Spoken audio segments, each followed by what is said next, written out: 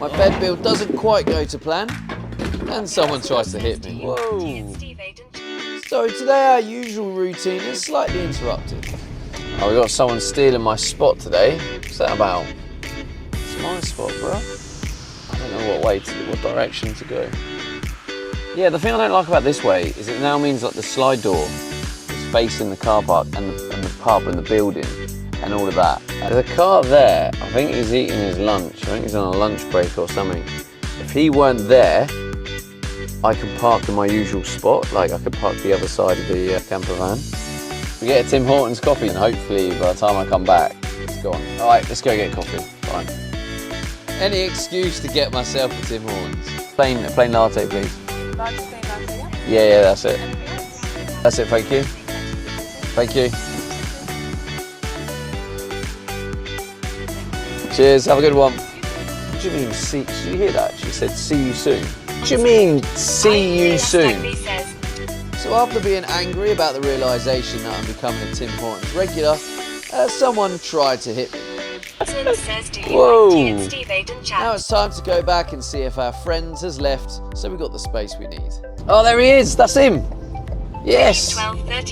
That's him! That means we can have our slot. I mean that other van probably won't be best pleased, but that'll do. So if you're wondering what that random voice is that you hear in some of the clips, pop a comment below and I'll explain what it is.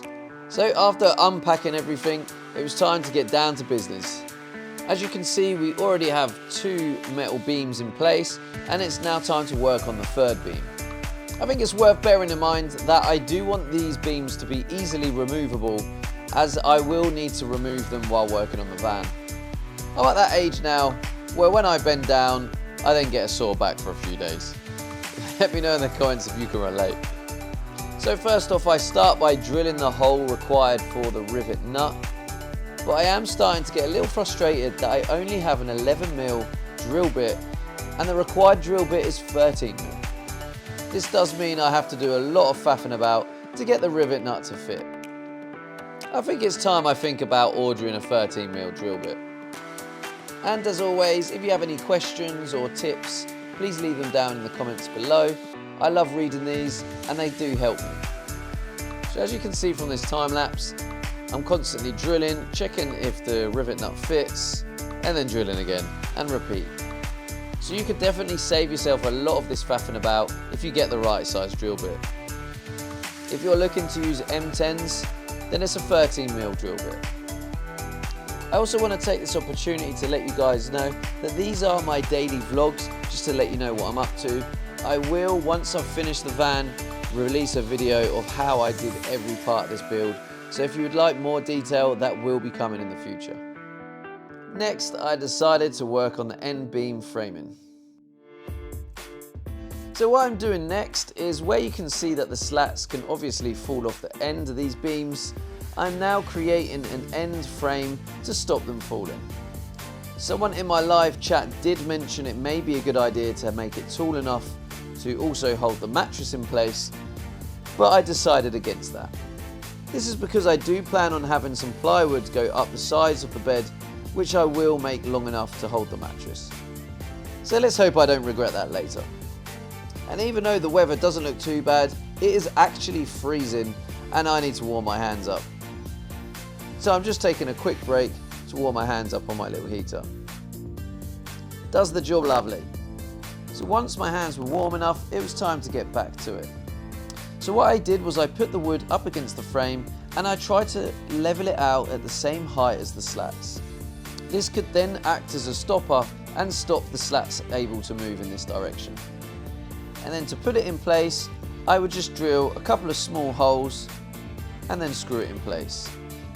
I used 4.2mm self-tapping metal screws for this. And I used a 3.2mm drill bit to pre-drill the holes. I only used 3 screws for this, one on either end and one in the middle. At this point I'm still not 100% sure on my slat solution. I don't know whether I'm going to screw a couple down, whether I'm just going to have these barriers on the ends. I'm still not sure, but I'm sure I'll figure it out. Yes, this is what I did then.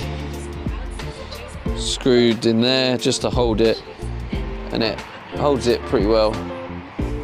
And obviously, as you can see, keeps it so they can't fall off the edge. Now if we go under, so I just cut this strip to be the middle strip. Look at how thin it is. I did mean to make it a little bit thicker. I might actually just like glue it down in this exact spot. Also, it is intentional that it's not perfectly in the middle, because I think this way is going to go right up to there. So I wanted as much extra room to be this side as possible. So I'm still not 100% if this is the final solution, but it definitely will be the solution for the time being. I had to use an extremely thin drill bit and very small screws. But obviously it wasn't ready for what's about to come next. That's the Allen key. Oh. GG's. I'm now stuck.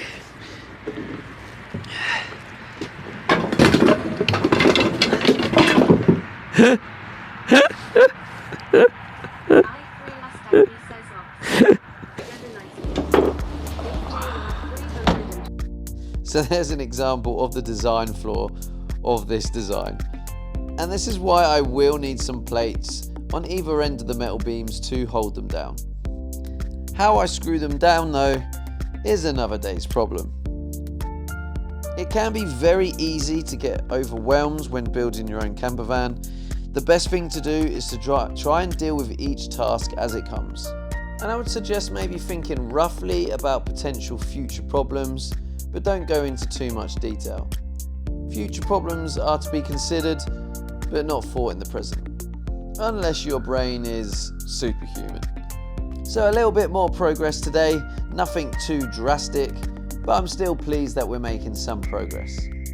Again, if you like my content, please hit that like and subscribe, it really helps me, and I'll see you guys in tomorrow's video.